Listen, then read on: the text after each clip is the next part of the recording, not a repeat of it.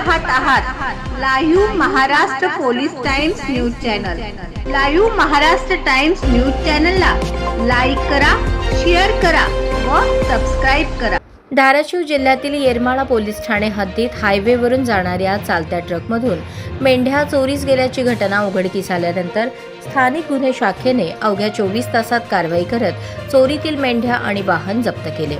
या कारवाईमुळे सुमारे 3,19,000 रुपयांचा मुद्देमाल हस्तगत करण्यात आला आहे।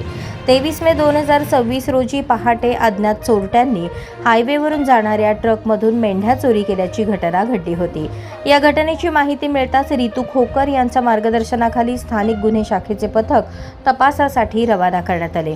तपासादरम्यान गोपनीय माहितीच्या आधारे तेरखेडा येथील लक्ष्मी पारधी पिढी तसेच उमरा पारधी पिढी परिसरातील काही व्यक्तींनी ट्रकमधून मेंढ्या चोरी केल्याची माहिती पोलिसांना मिळाली। त्यानुसार स्थानिक गुन्हे शाखा आणि RCP आणि QRT पथकाने संबंधित ठिकाणी छापा टाकला।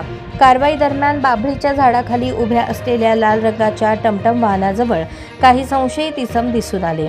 पोलिसांना पाहताच संबंधित व्यक्तींनी घटनास्थळावरून पळ काढला। पोलिसांनी त्यांचा पाठलाग केला, मात्र ते हाती लागले नाहीत। यानंतर वाहनाची तपासणी केली असता त्यामध्ये चोरीस गेलेल्या मेंढ्या आढळून आल्या। फिर्यादीकडून खात्री करून घेतल्यानंतर संबंधित मेंढ्या चोरीतीलच असल्याचे स्पष्ट झाले। पोलिसांनी मेंढ्या आणि टमटम वाहन असा एकूण 3,19,000 रुपयांचा मुद्देमाल जप्त करून पुढील कारवाईसाठी येरमाळा पोलीस ठाणे येथे जमा केला आहे।